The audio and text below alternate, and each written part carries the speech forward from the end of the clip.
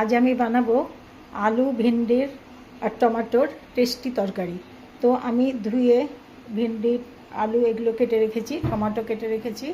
আর এই মশলাগুলো তেলের উপরে দিব, জিরা, কালো জিরা, এর লঙ্কা, শুকনো লঙ্কা, এটা তেলের উপরে দিব।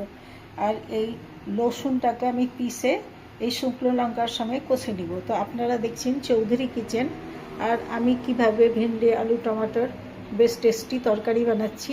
সঙ্গে থাকুন, দেখুন। আমি ভেন্ডি আলুর রেসিপিটা চালু করছি। তো প্রথমে আমি তেল দিয়ে দিচ্ছি।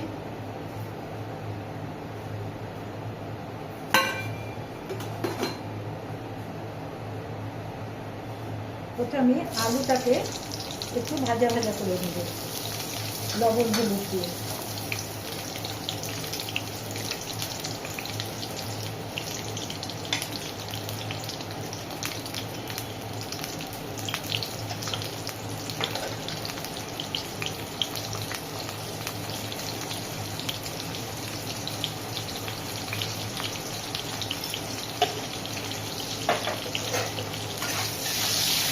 লবণ হলুদ দিয়ে আলুটাকে একটু ভাজা ভাজা করে উঠিয়ে দিয়ে তারপরে আমি ভেন্ডিটা একটু এরকমভাবে ভাজা ভাজা করে নেব। তো আলুটাকে প্রায় 3-4 মিনিট মতো আমি ভাজা ভাজা করে নিচ্ছি। আলুটা 3-4 মিনিট ভাজা ভাজা হয়ে গেলে তখন আমি ভেন্ডিটাকেও প্রায় 3-4 মিনিট ভাজা ভাজা করে দেব। তো আপনারা দেখছেন চৌধুরী কিচেন। তো আমি আলুটা প্রায় 3-4 মিনিট ভেজে নিই। আলুটা প্রায় 4 মিনিটে ভাজা হয়ে গেলে এবার আমি উঠিয়ে নিচ্ছি। আলুটাকে আমি লবণ হলুদ দিয়ে ভেজে নিয়েছি।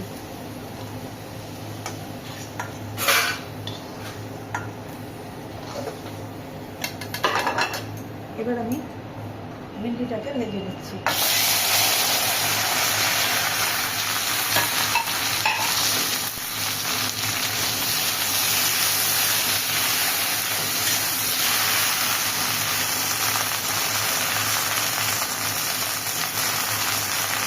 ভেন্ডিতে আমি একটু হলুদ দিয়ে দিলাম,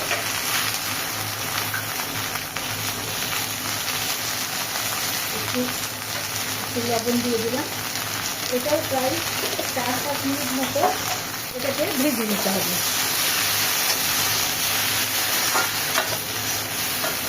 মানে অল্প অল্প অল্প করে ভেজে নিতে হবে, একদম পুরো না। তো এটা প্রায় ভাজতে, স্লো আছে ভাজতে 4-5 মিনিট মতো টাইম লাগবে। ভিন্ডিটা ভাজা ভাজা হয়ে গেছে, প্রায় 4 মিনিট মতো এতে ভেজে নিলাম। ভিন্ডিটাকে উঠিয়ে নিচ্ছি।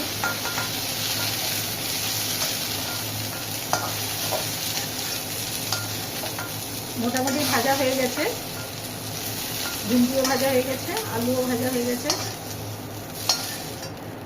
এবার আমি রসুন আর লঙ্কা পাউডারটা ভেজে নেব। কড়াই তেল দিয়ে দিলাম। এবার আমি শুকনো লঙ্কা দিয়ে দিলাম। তখন তেজপাতা দেখাতে ভুলে গেছিলাম, তেজপাতা দিলাম। জিরা, কালো জিরা, লঙ্কা। এবার আমি পেঁয়াজ দিয়ে দিচ্ছি। তখন আমি পেঁয়াজ দেখাতে ভুলে গেছিলাম, তাই পেঁয়াজ দিয়ে দিলাম। এবার পেঁয়াজটা লাল হয়ে ভাজা হবে, প্রায় 2 মিনিট মতো লাগবে। তারপরে আমি রসুনগুলো দিয়ে দিই, রসুন বাটাটা দিয়ে দিব। তো এবার পেঁয়াজটা ভাজা হোক লাল হয়ে। পেঁয়াজটা ফাস্ট আছে, তো 2 মিনিট সেই ভাজা হয়ে গেল। এবার আমি একটু জিরা পাউডার দিয়ে দিচ্ছি।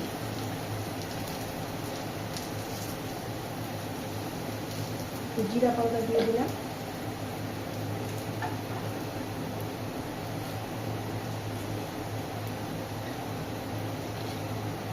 বেকিং পাউডার দিলাম, এই যে লঙ্কা পাউডারটা দিয়ে দিলাম।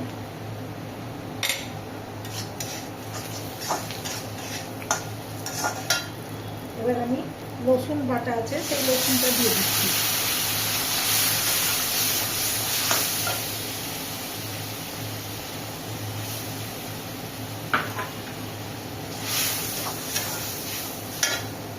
এবার টমেটোটা দিয়ে দিলাম।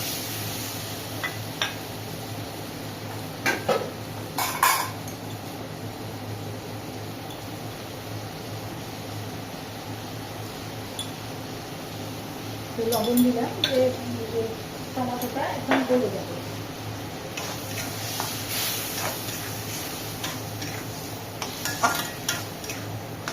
এই টমেটো আর রসুনের মশলাটা প্রায় 3-4 মিনিট মতো কষে নিতে হবে। তারপরে এটা যখন ভালোভাবে কষা হয়ে যাবে তখন আমি ভেন্ডিটা দিয়ে দেবো, ভেন্ডি আলু। এবার মশলা টমেটোটা ভাজা হয়ে গেছে, প্রায় 4 মিনিট মতো টাইম লাগলো। এবার আমি ভেন্ডি আলুটা দিয়ে ঢেকে ঢেকে আমি ফ্রাই করবো। জল দেওয়ার দরকার পড়বে না, মশলা রেখে ঢেকে ঢেকে ফ্রাই হয়ে যাবে। আর এই তরকারিটা শুকনো একদম শুকা শুকা হবে। এইরকম তরকারি বীরভূমের দিকে, যেখানে বেশি খেতি বাড়ি হয়, নন্দীগ্রাম, বীরভূম, ওইসব দিকে এরকম তরকারি বেশ চটপটোভাবে বানায়।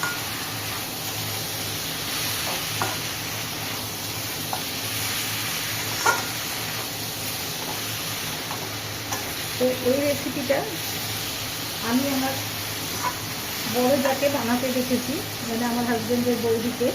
তো এরকমভাবে চটপটা ভাজি বানাতে তরকারি। তো এটাকে একদম স্লো আছে প্রায় 5 মিনিট মতো নেড়ে ছেড়ে এই তরকারিটাকে প্লেটে ঢেলে নিতে হবে। তো আপনারাও বানাবেন, দেখবেন ভালো লাগবে খেতে। প্রথমে তো টমেটো, আলু, পেঁয়াজ এগুলো সব কেটে রাখতে হবে। তারপরে তেলের উপরে শুকনো লঙ্কা, তেজপাতা, কালো জিরা দিয়ে ভেন্ডি আলুটা তো প্রথমে ভেজে রাখতে হবে। তারপরে তেলের উপরে টমেটো, মশলা আর রসুন এগুলো একদম কষে নিয়ে তারপরে ভেন্ডি আর আলু দিতে হবে। দিয়ে তারপরে এটাকে প্রায় 5 মিনিট মতো স্লো আঁচে ঢাকা দিয়ে এই তরকারিটাকে করতে হবে। তো আপনারা বানাবেন, দেখবেন অনেক টেস্টি হবে। তো আমি এখন একে ঢাকা দিয়ে দিচ্ছি।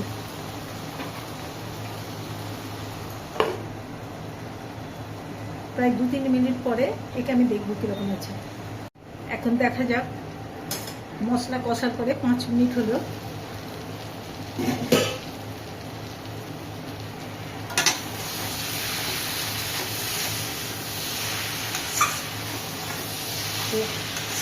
এবার হয়ে গেছে।